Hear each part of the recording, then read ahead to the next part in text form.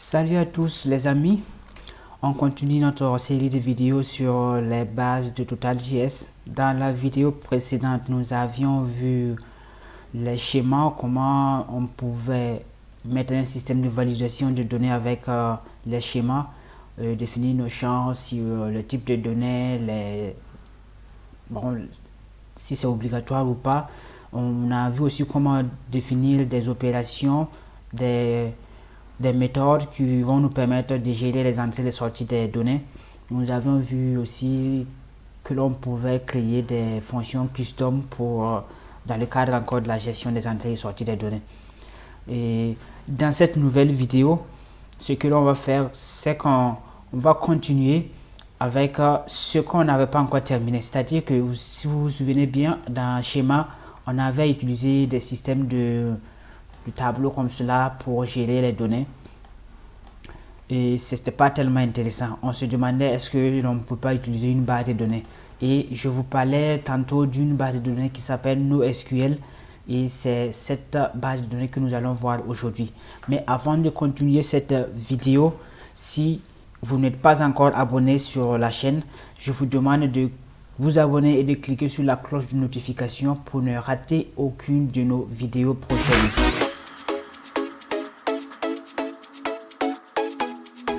Donc, on poursuit et pour cela, nous allons aller sur la documentation comme toujours. Je fais CTRL-T pour ouvrir un nouvel onglet et je tape docs. TotalJS, je suis déjà parti là-bas plusieurs fois. Je parle là-bas d'ailleurs chaque jour. Dans TotalJS version 4, on va chercher en bas database. Voilà. Et on va nous parler ici de TextDB ou NoSQL. Si vous traduisez avec Google Chrome, vous allez vous rendre compte qu'en fait c'est un système de base de données qui est intégré à TotalJS, voilà, qui va nous permettre d'avoir une base de données en même temps à l'intérieur de TotalJS, de notre projet. On appelle ça une base de données embarquée et embedded database, c'est-à-dire une base de données qui fait partie en même temps de notre projet. Regardez ici, vous voyez que nous avons une liste de dossiers ici. Notre base de données va se trouver dans un dossier en même temps de notre projet. Voilà pourquoi on appelle cela une base de données embarquée. À l'opposition des autres bases de données comme SQL ou PostgreSQL, qu'on va pouvoir utiliser à travers une connexion externe. C'est-à-dire on a un serveur de base de données à part et notre application à part aussi, on met une connexion à la base de données pour faire des requêtes vers les données, pour récupérer les données entrées et sorties. Bon, pour NoSQL, c'est une base de données qui n'est pas vraiment avec des requêtes structurées comme MySQL, mais de plus même, c'est une base de données embarquée. Pour cela, nous allons avoir besoin d'un nouveau dossier que l'on va créer ici. On clique ici, Databases. Voilà. Et c'est à l'intérieur de ce dossier que nous allons mettre nos fichiers .nosql. L'extension c'est .nosql pour nous permettre d'insérer à volonté nos données. C'est comme si c'est des fichiers dans lesquels on va écrire comme du CSV. Ceux qui font du Python en fait le savent en fait beaucoup plus. Lorsqu'on insère des données dans des fichiers, ça sera également comme cela pour NoSQL. Mais beaucoup plus qu'on va avoir des méthodes qui vont nous permettre de requêter à volonté comme si on était aussi sur NoSQL. Je vous assure, ça sera très simple.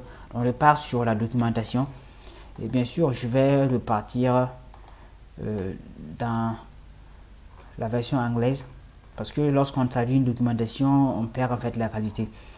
Donc on nous dit que c'est NoSQL ou TextDB.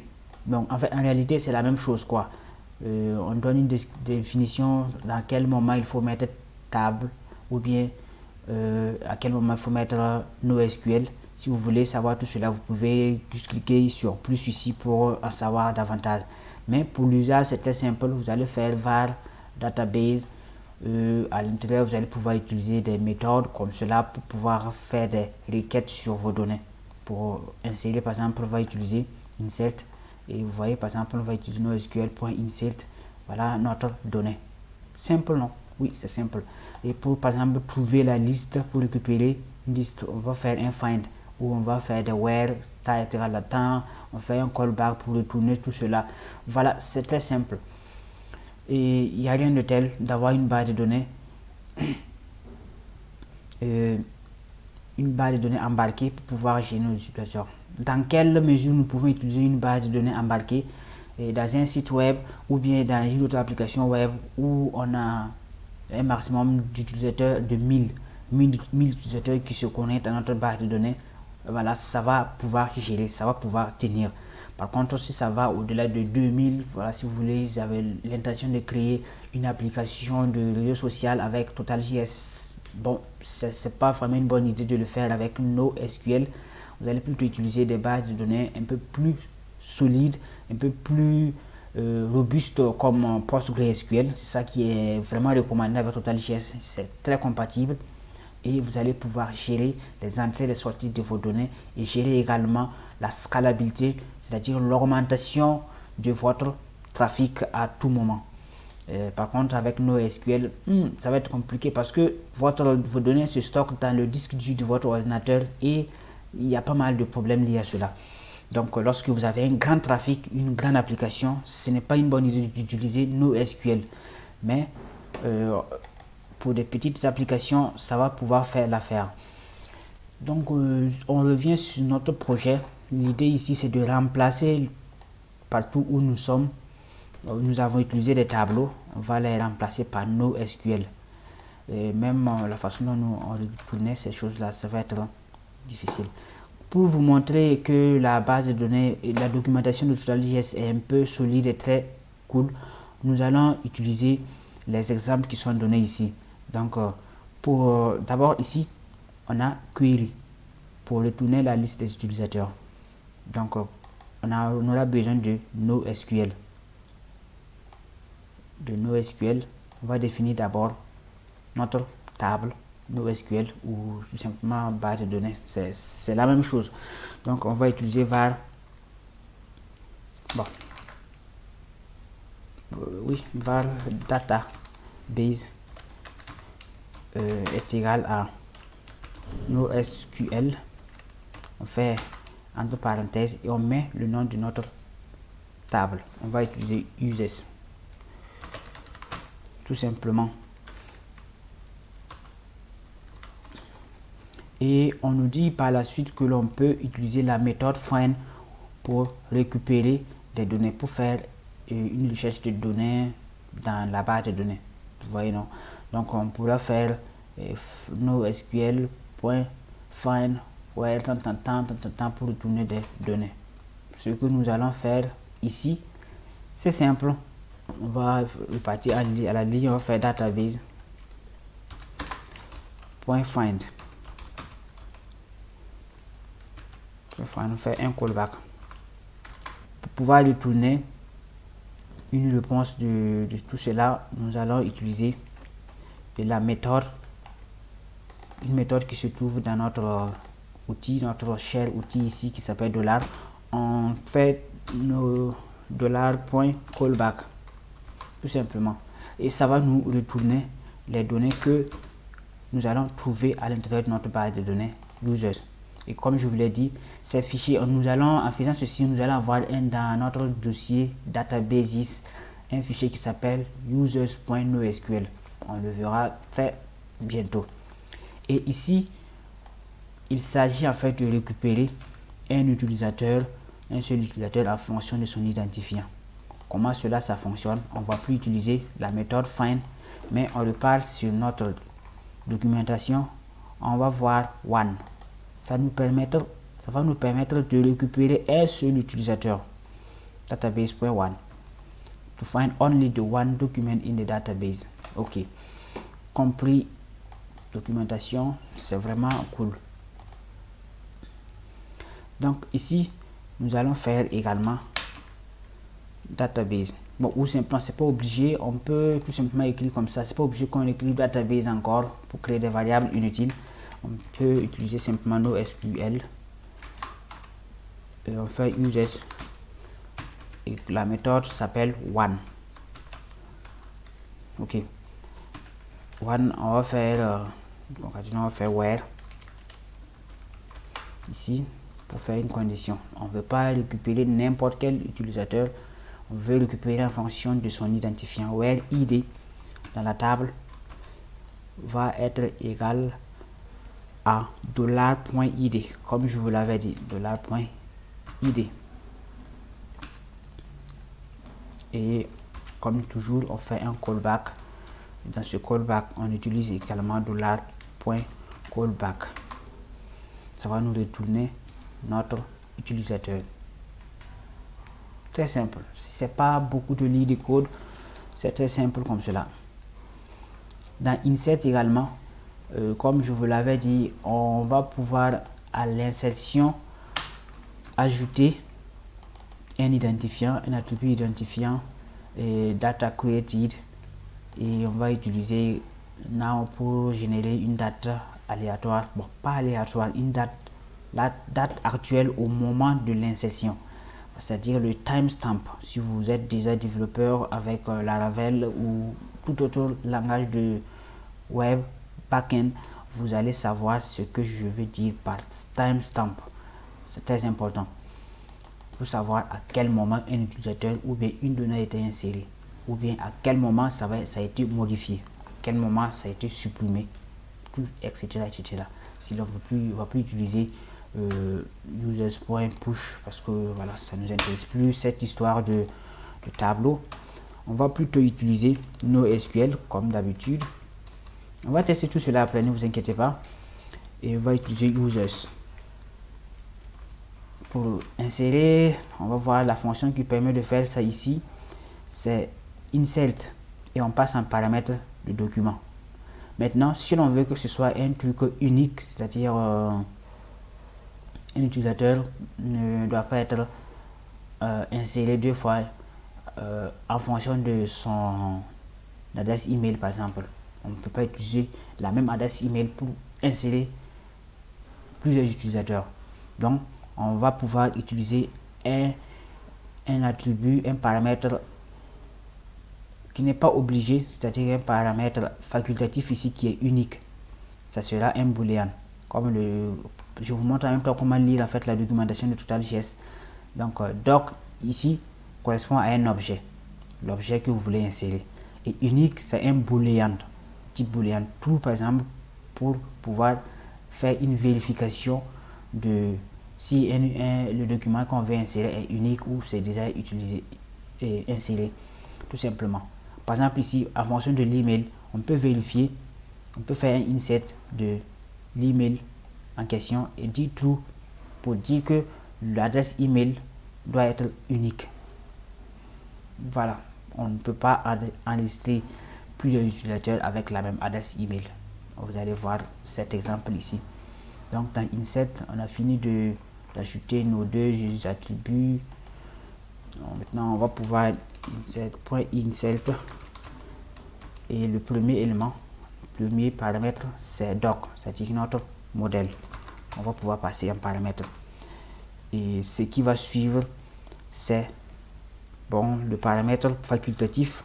Nous allons dire true parce que comme on est en train de gérer des utilisateurs, on ne veut pas qu'un utilisateur s'enregistre en fait avec une adresse mail qui existe déjà dans la base de données. Donc qu'est-ce qu'on va faire? On va dire que c'est unique, mais aussi préciser c'est quelle valeur qui doit être unique, quelle colonne qui doit être unique. Donc c'est email qu'on doit vérifier. Donc et ici email est égal à modèle.email. Je vais dans d'autres vidéos utiliser des cas pratiques pour qu'on puisse comprendre cela.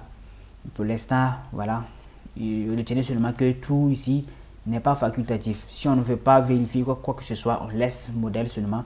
Mais si on met tout, on doit pouvoir préciser la colonne que l'on doit vérifier pour mettre en place le système de vérification de l'unicité du document dans la base de données. Voilà. Et maintenant, comme toujours, on fait un callback qui va être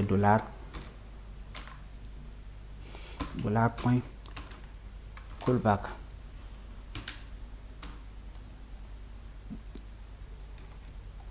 c'est cool. Et pareil aussi pour la suppression. On doit pouvoir supprimer aussi et retourner une réponse. Ça va aller très rapidement. On repart encore dans notre documentation. On n'invente rien. En fait, je n'invente rien. Tout est déjà sur la documentation. Et au cas où vous avez des difficultés, vous pouvez aller sur le groupe Telegram. Je vous avais parlé de cela. Je vais mettre le lien encore en description pour ceux qui veulent aller et faire partie en fait de notre communauté TotalJS. Voici, on a une plateforme, TotalJS Platform Support. C'est le groupe Telegram dans lequel vous pouvez poser toutes vos questions possibles. Par exemple, ce matin même, quelqu'un a posé une question en fonction de un rapport avec NoSQL. Hello, I have a simple question about the NoSQL to Node for Flow. Ok, ça c'est avec Flow qu'il utilisait. Je vais faire une vidéo sur Flow. Mais vous voyez ici, ça c'est une utilisation avancée. One point, voilà, parce qu'il avait un cas pratique, voilà. Vous pouvez poser une question. Il a posé sa question, il a eu sa réponse très vite et il a dit merci. Je vous invite également à rejoindre la communauté. Voilà. Donc, tout se passe avec la documentation, mais en cas de besoin, vous pouvez aller sur la documentation, sur le site, bon, sur le groupe Telegram plutôt. Donc, pour la suppression, on a remove ici.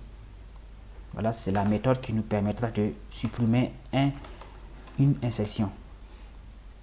Un truc ou bien un document qui est déjà dans la base de données. Continue encore avec NoSQL et c'est users encore.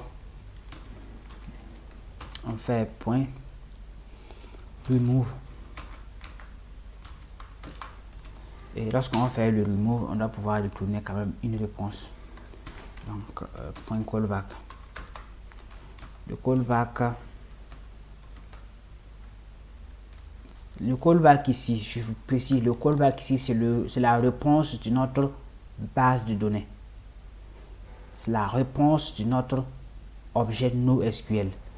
Par contre, l'autre callback que l'on va définir $.callback ici, c'est en fait la réponse de notre schéma vers l'utilisateur. Donc, on introduit la base de données répond avec callback et avec ça, on utilise ici. Ce que l'on peut faire également, et je vais le faire avec login, c'est que on peut utiliser à la place de callback simplement comme ça une fonction. Bon, je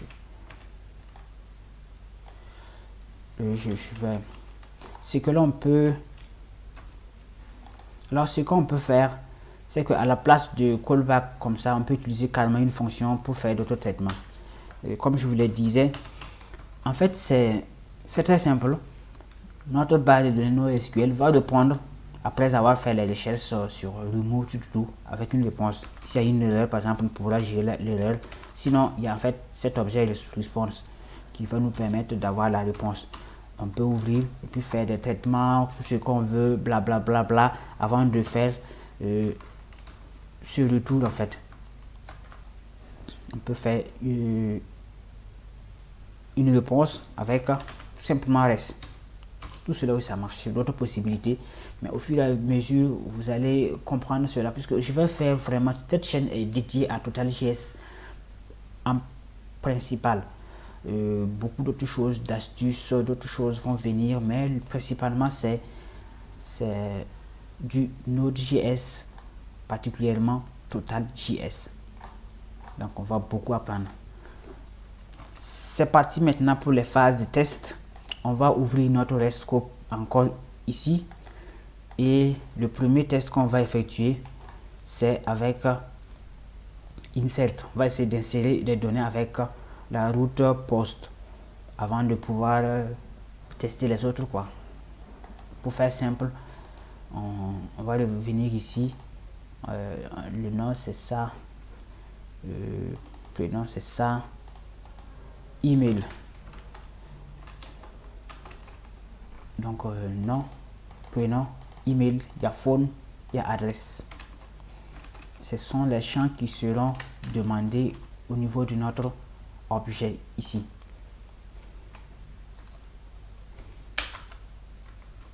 Donc ici, on peut faire le phone.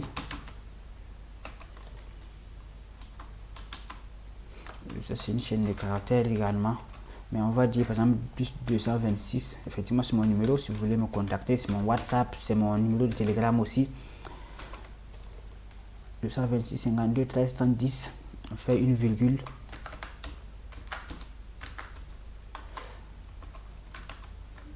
On peut mettre maintenant adresse. On ferme. C'est vraiment du JSON qu'on va utiliser pour communiquer avec notre serveur. Donc Ouagadougou.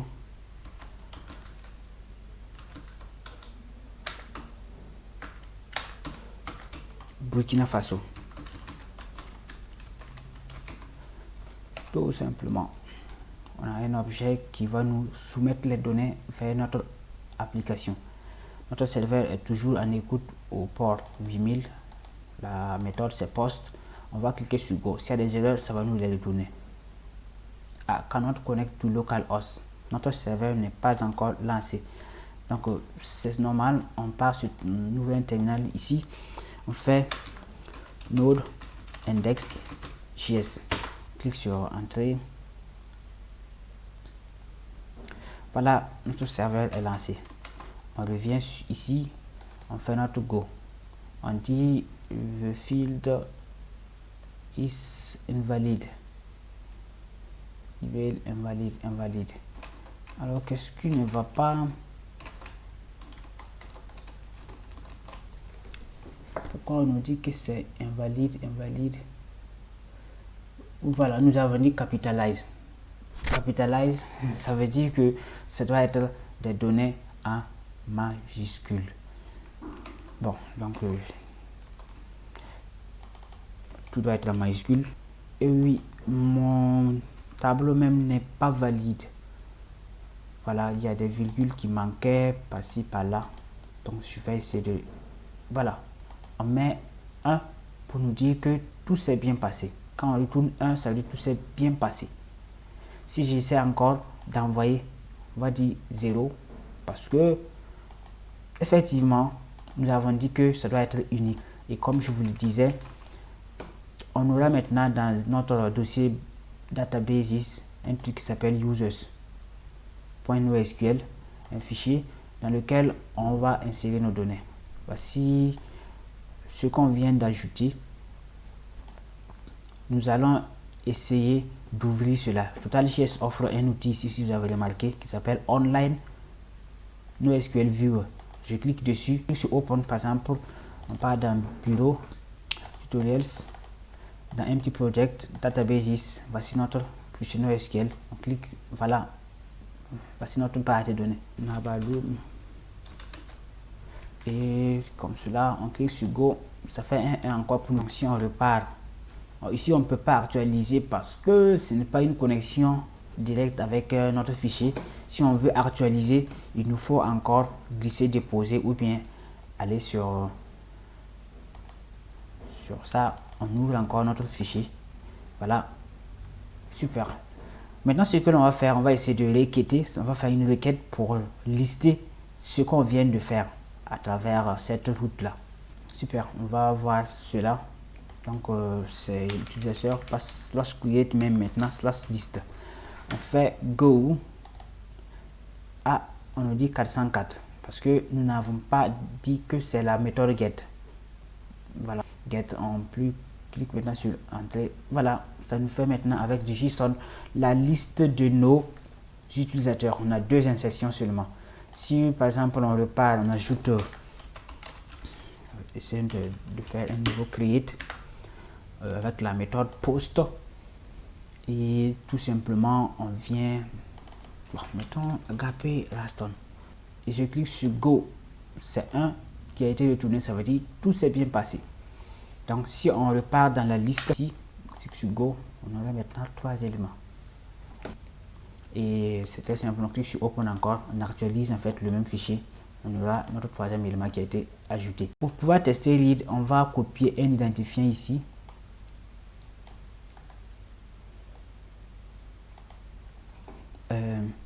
Et on va ajouter utilisateur slash le nom. on va s'assurer que c'est un get, on clique sur le temps. Voilà, ça part chercher en fait l'utilisateur en question et puis ça retourne en fonction de son identifiant. Et on rappelle encore, si on repart sur notre schéma, on a j'ai dit remove et j'ai fait un callback sans préciser qu'est-ce qu'il faut supprimer. Normalement, je devais faire pour dire que c'est celui-là qu'on veut, celui dont l'identifiant a été passé sur la route là que l'on veut supprimer. Rest scope, et puis je fais delete, super. Et comme je vous le disais, si on part dans voilà ce qui a été supprimé, son truc là, sa parenthèse ouvrante est remplacée automatiquement par un tiret. C'est de cette façon qu'on essaie, on supprime les données. Alors c'est tout pour cette vidéo. Si vous avez aimé la vidéo, je vous demande de liker, abonnez-vous, cliquez sur la cloche de notification pour ne pas rater les prochaines vidéos. La prochaine fois, on va voir les vues, comment retourner maintenant du HTML pour faire des sites web. Et les choses intéressantes vont commencer par là-bas. Donc moi je vous dis à la prochaine vidéo.